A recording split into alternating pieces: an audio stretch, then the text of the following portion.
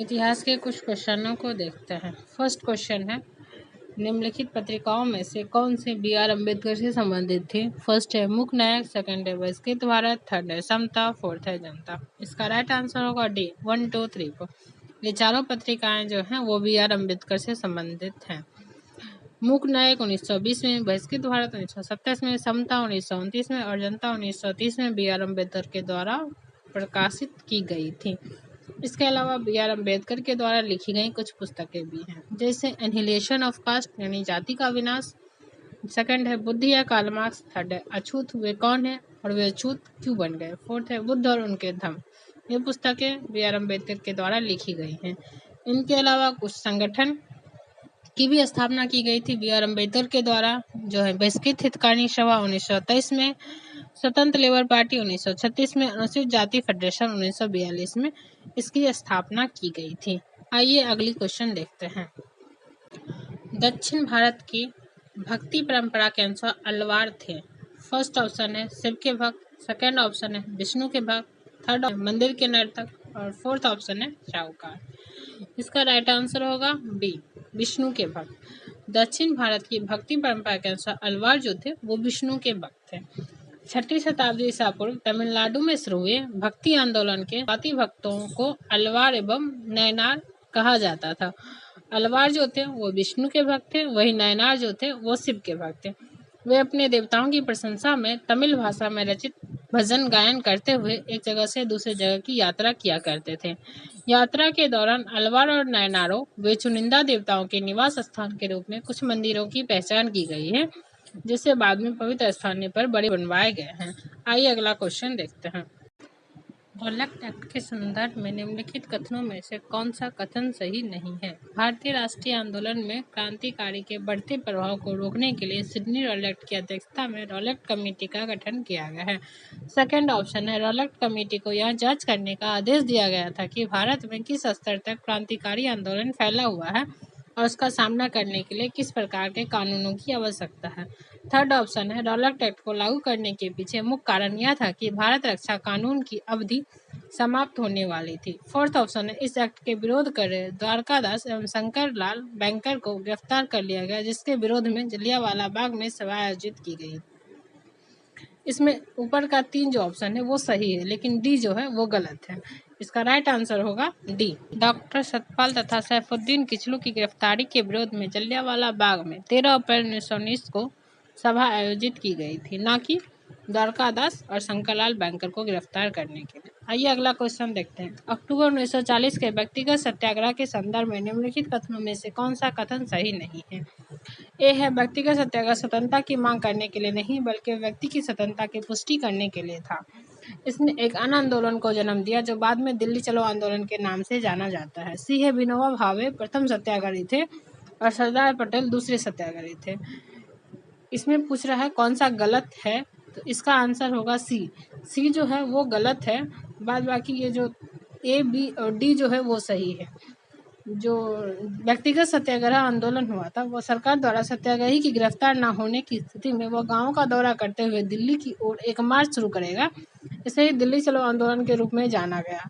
आचार्य विनोबा भावे जो थे वो पहले सत्याग्रही थे, जबकि जवाहरलाल नेहरू जो थे वो दूसरे सत्याग्रही थे, ना कि सरदार पटेल। तथा गांधी जी के आश्रम के जो साथी थे ब्रह्मदत्त वो तीसरे सत्याग्रही चयनित किए गए थे। आइए अगला क्वेश्चन देखते हैं। अकबर का इबादत खाना वह स्थान था जहाँ पे फर्स्ट ऑप्शन है सैन्य रणनीति निश्चित की जाती थी, सेकंड ऑप्शन विभिन्न धर्मों के मध्य वाद विवाद की चर्चाएं होती थी, थर्ड ऑप्शन अकबर 16 कुल के सिद्धांतों का प्रवचन देता था और फोर्थ ऑप्शन है ललित कलाओं का अभ्यास किया जाता था। इसका राइट ऑप्शन होगा बी विभिन्न धर्मों के मध्य वाद विवाद की चर्चाएं होती थी। अकबर के द्वारा इबादत खाना की स्थापना की गई थी। इबादत खाना का अर्थ होता है पूजा का घर। 1575 ईस्वी में फतेहपुर सिकरी में इबादत खाना की स्थापना की गई थी विभिन्न धार्मिक आधारों के आध्यात्मिक नेताओं को इकट्ठा करने के लिए, ताकि संबंधित धार्मिक शिक्षाओं पर चर्चा की जा सके। इसके लिए अकबर के द्वारा इबादत खाना की स्थापना की गई थी। आइए अगला क्वेश्चन देखते हैं। ऋग वैदिक समाज के संदर्भ में निम्नलिखित कथनों में से कौन सा कथन सही नहीं है? इसका फर्स्ट ऑप्शन है इस समाज में ऐसा विभाजन दृष्टिगोचर नहीं होता कि एक विशेष वर्ग उत्पादक है तथा दूसरा उत्पादन का नियंत्रण करता। सेकंड ऑप्शन है परवर्ती काल में पुरुष सूक्त के आधार पर एक वैदिक काल के आरंभ से ही ब्राह्मण, क्षत्रिय, वैश्य एवं शूद्र रूपी 4 वर्गीय समाज की कल्पना भी की गई है। ऋग्वेद में जन, विष, गण, वार्ध, साध आदि जिन इकाइयों की चर्चा का उल्लेख है वे सभी भाईचारा सिद्धांत पर आधारित था। इसका फोर्थ ऑप्शन है निम्न वर्ग अर्थात शूद्रों पर कई तरह के पात्रताएं लगाई गई थी। इसका राइट आंसर होगा डी। ऋग्वैदिक काल में कथित निम्न वर्ग अर्थात शूद्रों पर किसी भी तरह के पात्रताएं नहीं लगाई गई थी। कोई भी विशेषाधिकार संपन्न वर्ग नहीं था। यहाँ तक कि राजा भी संपूर्ण कबीले में अन्य लोगों के समान ही रहते थे। आइए अगला क्वेश्चन देखते हैं। वर्ष 1905 के स्वदेशी आंदोलन के संदर्भ में निम्नलिखित कथनों में से कौन सा कथन सही है? फर्स्ट ऑप्शन है इसका उद्देश्य ब्रिटिश सरकार को उखाड़ फेंकना था। सेकंड ऑप्शन है बंगाल के स्वदेशी आंदोलन वो बहिष्कार का प्रस्ताव जे.बी. गोखले की अध्यक्षता में बनारस सत्र में पारित किया गया था। थर्ड ऑप्शन है यह अकस्मात और स्वतःस्फूर्त आंदोलन था। फोर्थ है इससे बड़े जमींदारों की भागीदारी नहीं थी। इसका राइट आंसर है बी। बंगाल के स्वदेशी आंदोलन वो बहिष्कार का प्रस्ताव जे.जी. के गोखले की अध्यक्षता में बनारस सत्र में पारित किया गया था। बंगाल विभाजन के संदर्भ में 1905 में स्वदेशी आंदोलन का प्रारंभ। राष्ट्रीय शिक्षा और स्वदेशी वस्तुओं पर बल रविन्द्रनाथ टैगोर के शांति निकेतन से प्रेरित होकर बंगाल नेशनल कॉलेज और देश के विभिन्न हिस्सों में कई राष्ट्रीय स्कूल और कॉलेज की स्थापना की गई थी। अगस्त 1906 में राष्ट्रीय शिक्षा प्रणाली को व्यवस्थित करने हेतु राष्ट्रीय शिक्षा परिषद नेशनल काउंसिल ऑफ एजुकेशन की स्थापना की गई थी। अगला क्वेश्चन देखते हैं। बौद्ध संघ वासियों का एक संगठन था। ऑप्शन ए होगा जो धर्म के शिक्षक बने। बी जिसने शिक्षा के प्रसार में मदद। सी है राज्य की एकात्मकता में मदद करने हेतु। डी है विपत्ति के समय में गरीबों को राहत प्रदान करने हेतु। इसका राइट आंसर होगा बी जिसने शिक्षा के प्रसार में मदद की। बौद्ध संघ का तात्पर्य था भिक्षुओं के उस समूह से है जो पूर्णतः बौद्ध धर्म की मान्यताओं एवं शिक्षाओं के अनुरूप जीवन व्यतीत करते थे। बौद्ध भिक्षुओं में निवास स्थान को बिहार के नाम से जाना जाता था। इनका मुख्य कार्य बौद्ध की मान्यताओं और शिक्षाओं का प्रसार करना था। एग्जाम्पल में नालंदा और तक्षशिला। आइए अगला क्वेश्चन देखते हैं। दिल्ली सल्तनत में प्रशासन के संदर्भ में निम्नलिखित कथनों पर विचार कीजिए। फर्स्ट है दीवान ए रियासत वस्तुओं की सभी आपूर्तियों का पंजीकरण करता था और बाजारों में मानकों को बनाए रखता था। सेकंड है दीवान ए मुस्तकराज समाज के विभिन्न हिस्सों में स्वराज बकाया की वसूली करता था। इसमें से कौन सा सही है? इसका राइट आंसर होगा ऑप्शन सी। फर्स्ट और सेकंड दोनों जो है वो सही है। दीवान ए रियासत अलाउद्दीन खिलजी के द्वारा स्थापित बाजार नियंत्रण नीति को कड़ाई से लागू करना था। यह विभाग बाजार व्यापारियों पर नियंत्रण रखता था। और दीवान ए मुस्तकराज जो था वो अलाउद्दीन खिलजी द्वारा स्थापित किया गया था। यह तहसीलदारों तथा प्रतिनिधियों की देखभाल करना और साम्राज्य के विभिन्न भागों में बकाया राजस्व वसूल करना था। ये दोनों जो है वो अलाउद्दीन खिलजी के टाइम पीरियड का है और ये दोनों कथन जो है दिल्ली सल्तनत के बारे में वो सही है। आइए अब अगली क्वेश्चन की ओर देखते हैं। अगला क्वेश्चन है खेड़ा सत्याग्रह के विषय में निम्नलिखित कथनों पर विचार कीजिए। फर्स्ट है यह असहयोग आंदोलन का प्रथम स्वरूप था जिसमें गांधी जी ने किसानों से कर भुगतान न करने के लिए कहा था।